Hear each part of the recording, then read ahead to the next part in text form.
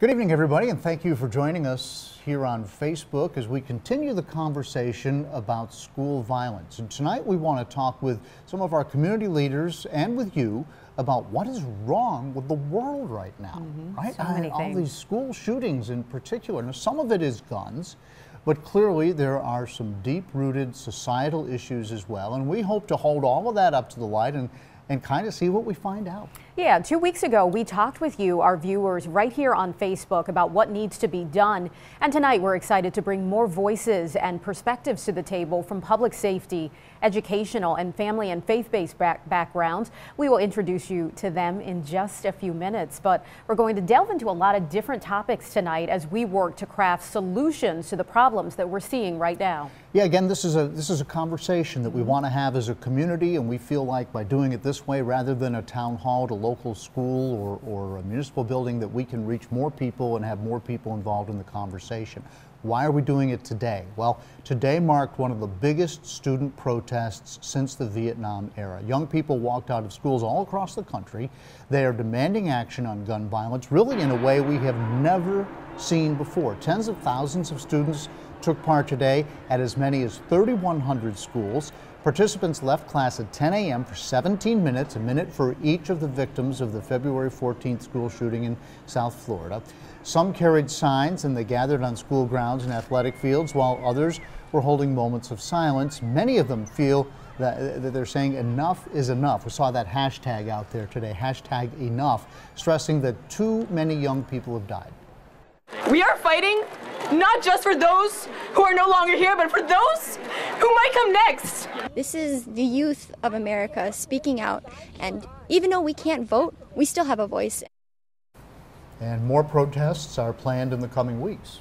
The national movement also hit home with several demonstrations right in our area. Hundreds of students at the Roanoke Valley Governor's School walked to the front of their building at 10 this morning.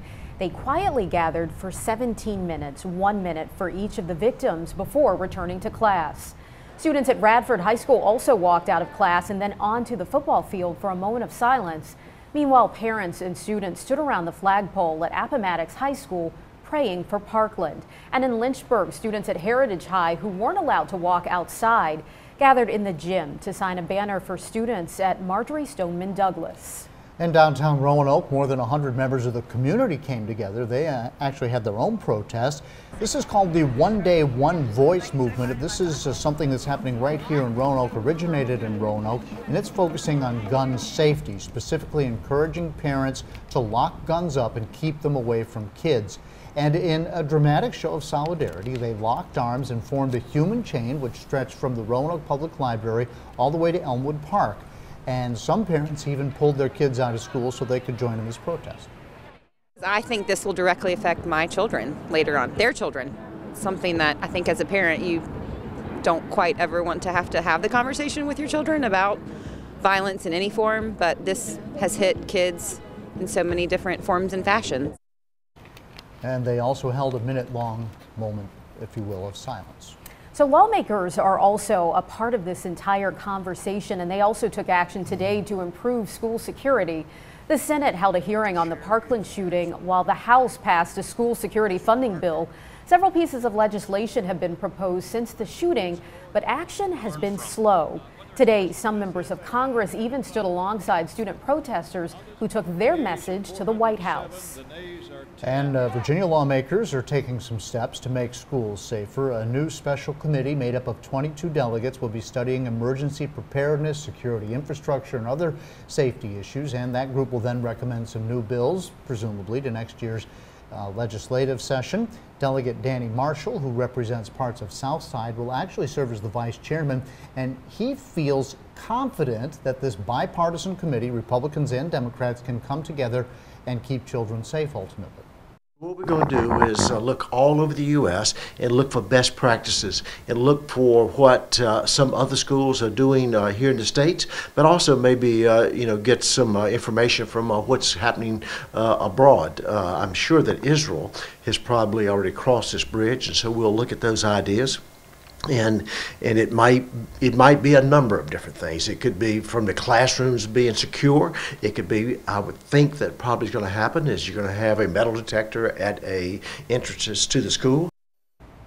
Delegate Marshall says the first committee meeting will likely take place this spring, but a specific date so far has not been set. And following the announcement of a select committee, the Virginia Education Association announced plans to form a task force to study school safety. The organization says they'll focus on broader ideas to help protect students and staff from gun violence. It's been heartbreaking the number of times we've been through this with large-scale shootings without comprehensive action taken. We need to follow students' lead in this case. We need some fresh thinking. We need to bring in the best minds on school safety. We need to draw from school administrators, from law enforcement, and figure out where do we need to go from here, because enough is enough. The VEA is expected to make their recommendations by the end of August. So today was obviously a big day, and tonight we have invited 3 members of our local communities to take part in what we're calling a roundtable discussion amongst us and then also you at home. Now, these folks represent sections of society that all have a voice in this conversation about school and gun safety. First of all, we will have with us Chris Perkins. He's the former police chief for the Roanoke City Police Department. He spent 23 years on the force before retiring in 2016.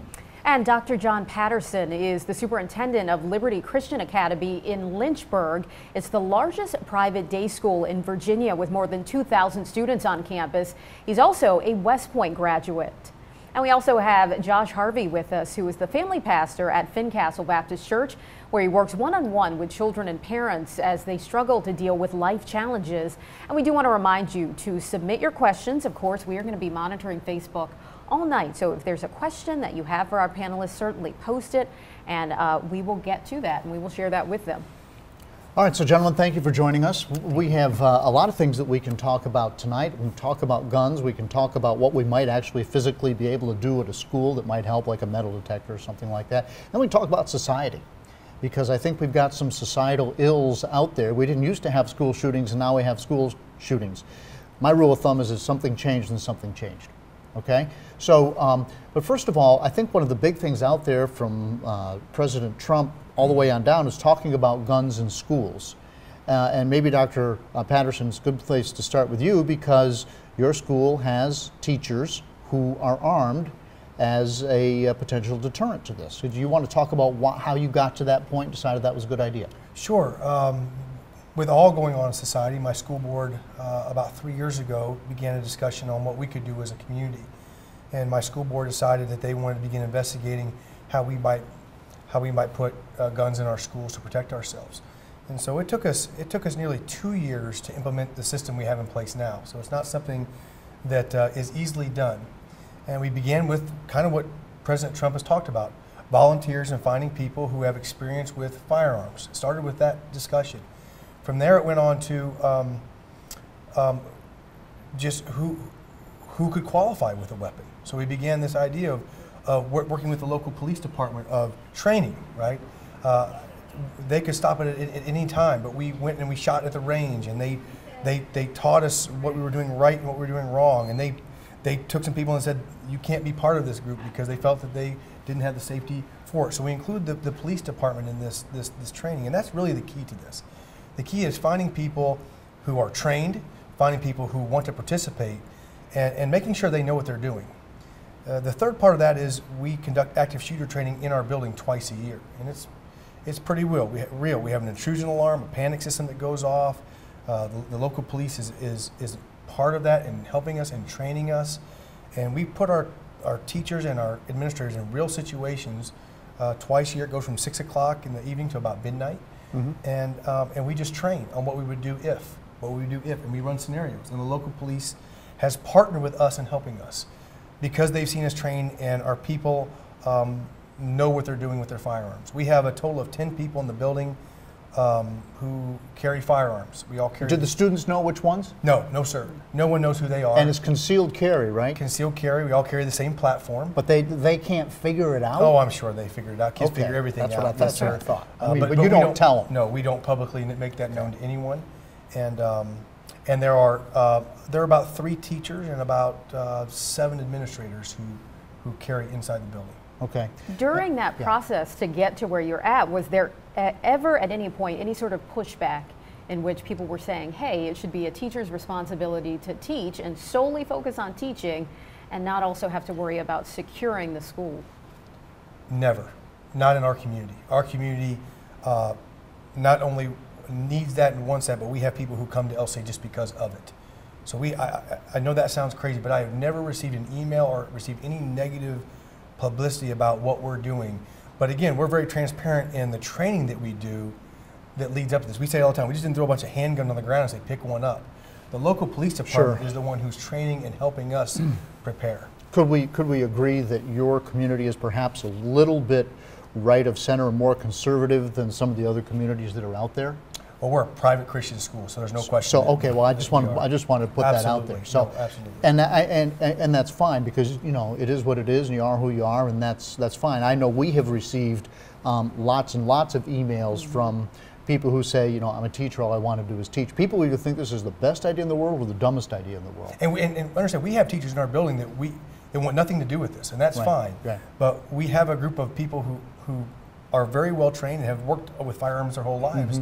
That are very competent. And I would argue there's probably someone in every building that's had some experience with weapons. But I also understand different schools and different beliefs, and this is a school board decision. This is a city, county. I understand that for every group it's going to be different. Sure, for us, it is. just works Yeah. for what we do. Yeah, and I think that's great that it's working for you. But Chief Perkins, ex-Chief Perkins, if you will. And you and I go way back. We did any number of stories over the years here, even going back to when you were a lieutenant, I remember, and when I've actually fired some guns with you on the range.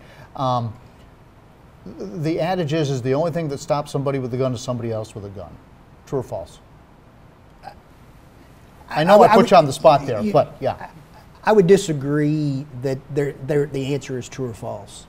It truly depends on the circumstances, the level of experience the people are involved that are involved in that combat. A shooting situation is, until you've been in one, you really don't know how you're going to respond. You can train all the time. You can talk to veterans. Veterans will tell you the same thing. I have been in a shooting situation, and I didn't know how I would respond until I was in it, and I'd had hours on the range. Shooting at a paper target is a different situation than entering into a combat with someone who is armed also, and that's very difficult. When it comes to what I tell police officers in training situations, no matter what encounter you're in, there's always somebody with a firearm, and they kind of look at me until they realize, I may be the only person with a firearm, and so how do you secure that firearm? When do you pull that firearm? Do you know what your target is, what's behind your target? One of the studies I just read out of New York recently, the hit rate. Which means hitting your target. Hitting what you are shooting at. And in a shooting situation where there is an armed combat, the hit rate was about 17% in the study. 17%? 17%. So less than 2 bullets. If you shoot 10, less than 2 are going to hit the target in that situation. These are trained police officers. Now, across the military, you're going to have varying different units that are going to have higher hit rates than that. But even they're around 43% in some of the research. So to say that somebody's going to get shot or you're going to stop somebody with a gun, I don't know that there's a yes or no or a true or false to that. It may be a draw. Somebody may run. You may shoot yourself drawing that weapon. People respond to stress very differently, and it's not as simple as somebody with a gun is going to stop somebody with a gun. I think there are deterrents. I think there's pros and cons there, but yeah, it's very difficult. It's a complex situation. Was that among the things you guys considered? Well, I don't think you can know how you're going to react until you're in that situation. I agree. And I think a lot of this is, he used the word deterrent. I think a lot of this is a deterrent to know that that's a school that has guns in their community. So someone's less likely to show up with a gun and open fire. We just believe it's a deterrent, and people may disagree with that. We understand that, but we believe it's a deterrent. We don't profess to be trained soldiers or trained police officers, but we also know when we're in a situation, we don't want to sit on our hands. And that's what we talked. That's what the board said. We don't want our people sitting on their hands when something's going on. And there's a whole other piece of this process, though, and that's the threat assessment piece, which we train even harder than active shooter training. That is teaching your teachers and your students to become part of your safety program, to talk to people when they see something that gives them tension. We talk about this all the time. Give attention to your tension to our students. And we have an assembly where we let our students interact with us, give us scenarios, and they are part of our plan of safety. And that's the biggest piece of this. When in doubt, give a shout. We say it all the time to our students. So there's a whole piece of this, Chief, and you would agree to that, man, we got to have parents and community that are not afraid. And it's hard for our young people, by the way. They don't want to be snitches, they don't want to be rats, but they have to have the courage to say, this just doesn't feel right. So what is the tension? What is your expression? We say give attention to the tension. Give attention to the tension. Yeah. How do you know? If they have any tension, when in doubt, give a shout. If your buddy says something, you must report it. It may be nothing, but we tell our kids it may be something. Okay. And so we work really hard. Our kids report a lot of things, and we do a lot of investigations, and most of the time it is nothing. But those kids are reaching out and need help, and that's where this really starts, this idea of threat assessment of your staff and that's where this starts. Before you put guns in the school or anywhere else, it's trying to stop those things from ever happening. Pastor Harvey, do you find that as a part of your ministry and at church when you're talking with families and you're talking with young people that you're running into this where children don't necessarily want to say something or may not necessarily know how to express themselves?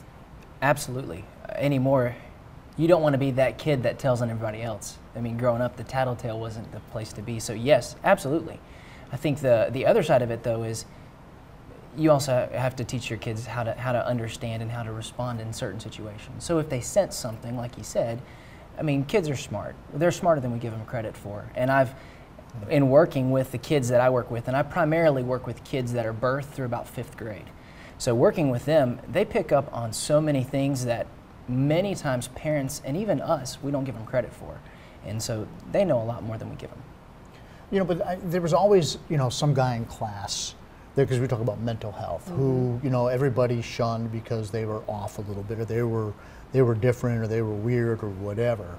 And I would assume if you're in school, even still today, there's still that person, or there's always that one kid. Yeah, right. And so, but how do you know how do you decide when to say something about that kid's not just weird, but I think he's going to bring a gun to school? Right. When you're in the school, you're doing that threat assessment, right? How do you determine if it's a kid who is marching to the beat of his own drummer, or if it is a child who truly is a threat?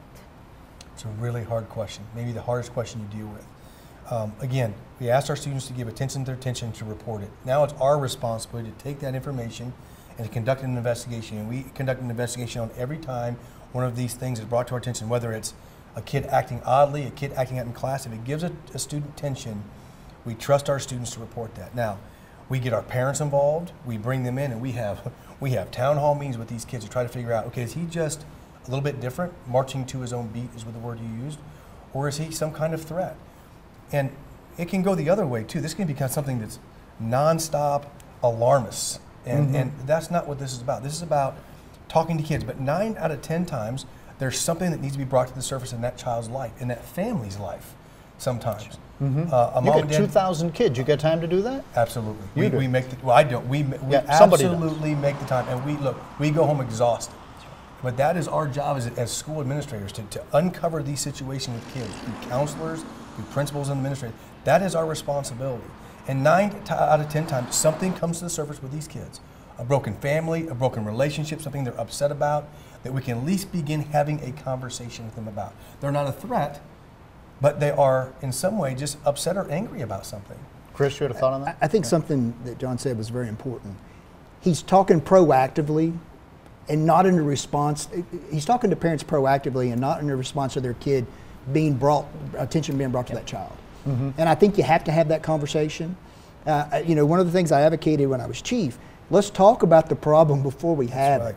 Yeah. And it's part of an education. That way a parent's not surprised, why are you picking on my child? And I can understand from that perspective, if you open an investigation on a child, using your words because somebody said, well, they're acting weird.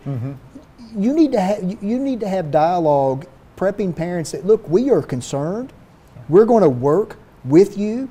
But if something comes to our attention, we want to involve you, and we're telling you now that we want to involve you. And I think that is very important. Another thing that John said I thought was very important, going back to the previous, he's constantly working through, it's scenario based, and so it's evidence based. He's working through situations. Why does the fire service mandate, and why do states mandate that we have weather drills at schools, we have fire alarm drill? When's the last time you had a fire in a school that killed a student?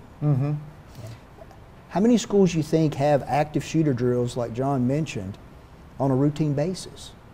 Not enough. Exactly. Right. And so that's why we've got to be more proactive. And Gotcha. So the other thing we have to be concerned about is, there's been a term that I'm not so, I don't like this term, but there's this theory that there's suicide by cop out there where somebody is looking. My concern for schools is they need to have this conversation. You may have had this conversation, but I know that the states that have had weapons with educators for a long time, they've had these discussions where sometimes that draws attention to you. Right. And okay, I know what I can do if I'm having a mental health episode and I want to go out in a blaze of glory. Right. You get the police to you provoke get the police. Or right. Now we got to start thinking, if we're going to do this, right, there's got to be a lot of thought, and I think John said it was very important. It took them 2 years to work through this. Right. So if the school decides to, there needs to be a lot of discussion, a lot of proactive work, including all the stakeholders. Well, we're not